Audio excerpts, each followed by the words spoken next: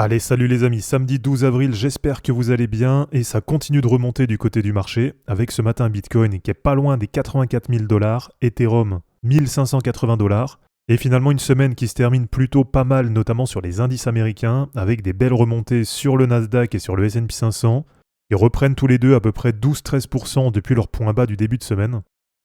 Et donc dans cette vidéo, je vais vous montrer pourquoi de mon côté, là je suis toujours optimiste. Et en termes de projection, je vais vous montrer pourquoi, selon moi, il y a de grandes chances qu'on revoie Bitcoin autour des 100 000 $ rapidement. Allez, comme d'habitude, si ce n'est pas encore fait, pensez à vous abonner, pensez bien sûr à liker et à commenter dès maintenant cette vidéo pour soutenir la chaîne. Et pour ceux qui veulent aller plus loin, eh bien pensez à cliquer sur le lien Linktree en description et à rejoindre les groupes privés qui sont mis à votre disposition pour bien réussir cette année 2025.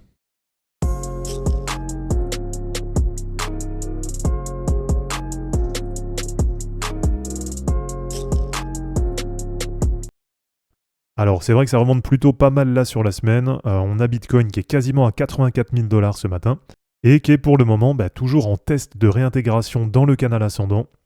Donc voilà, pour le moment de ce côté-là, il n'y a pas de grand changement. Mais vous allez voir sur les charts, il y a pas mal de points positifs et vous allez vite comprendre pourquoi je pense que prochainement on pourrait revoir Bitcoin autour des 100 000 $. Alors je ne vous refais pas non plus tout le scénario les amis, mais déjà vous le savez, on a eu il n'y a pas longtemps la pastille bleue sur le H-Ribon. Donc déjà rien que ça, normalement, c'est un élément qui quasiment à lui seul suffit pour être bullish sur le marché. Mais au-delà du H-Ribon, déjà en termes de structure, il y a quand même des éléments intéressants. Et alors pour ça, on va passer sur du daily, comme ça va être un peu plus clair. Et bien sûr, je vous passe aussi à ce que j'ai remontré encore dans la vidéo d'hier, avec le dollar sur l'indice DXY qui continue à bien corriger, et qui est venu chercher déjà dans un premier temps le premier objectif que j'avais fixé à 100. Et je vous rappelle que pour du plus long terme, alors peut-être que ça va se faire sur les prochaines semaines, sur les prochains mois. Voilà, en tout cas pour le cycle actuel, j'ai défini un objectif sur le dollar qui va être entre 95 et 90, et avec un objectif moyen pour le point bas qui pourrait se situer autour des 93. Donc voilà, déjà rien que ça, le H-Ribon plus le dollar qui est en correction, c'est vraiment deux éléments qui sont super bullish pour le marché. Et alors en termes de structure, là je vais vous montrer sur Bitcoin, pourquoi est-ce que là pour moi on est vraiment pas loin d'avoir un break super important. Et alors là sur du daily, on a cette espèce de biseau descendant là, qui s'est mis en place depuis la TH vers décembre 2024.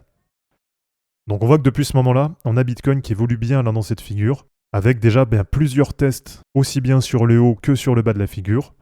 Et alors ce qui est intéressant, c'est qu'on voit qu'il y a une compression, donc il y a de moins en moins de volatilité. Et ça, tout simplement, vous le savez, quand on a les prix qui compressent comme ça, c'est le signe que derrière, bien sûr, au bout d'un moment, il y a un retour de volatilité. Et donc on voit que là actuellement, on a Bitcoin qui est en test sur la trendline haute. Alors si je vous montre un petit peu ce qui s'était passé l'an dernier, donc à partir du mois de mars 2024, là à ce moment-là on était plus sur une structure qui ressemblait à un canal descendant, on était même quasiment sur un range. Voilà, finalement entre ce moment-là et par exemple ce moment-là, il n'y avait pas non plus un gros écart de prix. Alors que là on voit qu'actuellement ça diminue beaucoup plus fortement.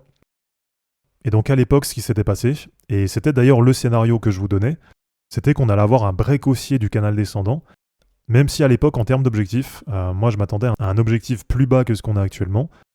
Et si vous reprenez les anciennes vidéos, on avait défini un objectif qui était situé en fonction du moment de la cassure, entre à peu près 80 000 et 83 000 $ sur Bitcoin.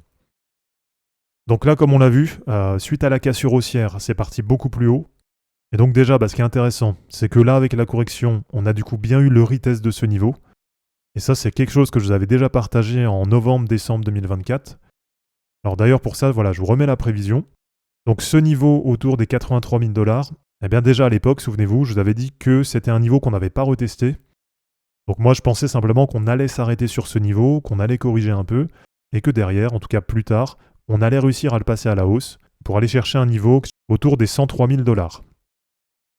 Donc finalement, ce qui s'est passé, c'est qu'on est passé tout droit sur ce niveau. Donc on n'a pas eu de retest vers les 80 000, 83 000 $. Et on voit que là, sur les dernières semaines, ça a travaillé quelques fois sur ce niveau. On peut considérer là qu'on a fait un genre de double bottom légèrement en dessous, et on voit qu'assez rapidement, on a récupéré les 80 000 $. Donc là déjà, ce qui est positif, c'est que ça veut dire que maintenant, ce niveau autour des 80 000, 83 000 $, si on arrive bien à clôturer en hebdo au-dessus de ce niveau, et qu'on a bien une confirmation avec notamment la validation de la cassure haussière de cette figure, normalement, ça voudra dire qu'on aura bien validé ce niveau comme étant maintenant un niveau support. Donc finalement, sauf mauvaise annonce sur le marché, etc., une fois que ce sera confirmé, il n'y aura plus de raison de redescendre tester en dessous de cette zone entre 80 000 et 83 000. Et alors du côté des éléments positifs, donc là on a quand même, vous le voyez, une grosse divergence haussière en termes de RSI. Donc avec un point bas en RSI daily vers le 26 février. Et on voit que là depuis, on a une vraie reprise de dynamique sur le RSI. Donc ça veut dire ce gros retour de force acheteuse sur Bitcoin, eh bien c'est un vrai point positif qu'on a pour la suite. Alors un autre élément qui est intéressant, cette fois-ci du côté de l'indicateur Kama. Donc ça vous le savez, c'est un indicateur que vraiment j'aime bien, que je trouve vraiment super pertinent. Quand il est utilisé justement comme ça, en combo par exemple avec le RSI, en général les deux ensemble ça fonctionne bien.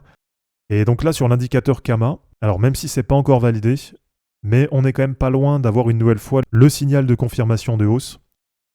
Alors même si on voit que par exemple la dernière fois, voilà, ça n'a pas duré longtemps, puisque derrière en résistance on avait la trendline haute du biseau descendant, et puis à ce moment-là un marché qui était un peu plus dans l'indécision, donc avec des conditions de marché qui étaient du coup moins favorables que ce qu'on a actuellement. Que je vous rappelle que là, il y a quelques jours, on a eu l'annonce des 90 jours de pause au niveau des droits de douane. Donc là, ça permet déjà d'être tranquille au moins jusqu'au mois de juillet. Donc ça enlève toute cette phase d'indécision pour l'instant sur le marché. Et donc là, ce qui est positif, c'est que si on a le signal de confirmation de hausse, eh bien ça voudra dire qu'en même temps, on aura réussi à breaker par le haut cette structure. Et donc comment est-ce que j'en arrive à la conclusion que rapidement, on pourrait avoir Bitcoin autour des 100 000 $? Et bien là, pour ça, comme d'habitude, tout simplement, si on reporte la hauteur de l'entrée dans le biseau au moment de la cassure, alors voilà, comme je vous dis à chaque fois, c'est pas au millimètre près, mais en tout cas, là, ça pourrait permettre de nous ramener dans une zone entre à peu près 100 000 et 102 000 $ sur Bitcoin. Donc voilà, vraiment, ça va être à surveiller sur la fin de semaine. Et si je remonte sur du plus long terme, voilà, on n'est aussi pas très loin d'avoir sur de l'hebdo la réintégration du canal ascendant. Donc vous voyez qu'une nouvelle fois, finalement, on a quand même pas mal de raisons de rester optimiste sur le marché. Et donc vraiment, ça va être super intéressant de voir comment ça va évoluer, et notamment dès la clôture hebdo de ce dimanche soir. Donc voilà, merci à tous d'avoir regardé cette vidéo, j'espère en tout cas que ça vous aura plu. Pensez aussi bien sûr à vous abonner, à liker et à commenter cette vidéo pour soutenir la chaîne. De mon côté, je vous mets tout ça en ligne, et je vous dis à bientôt. Ciao.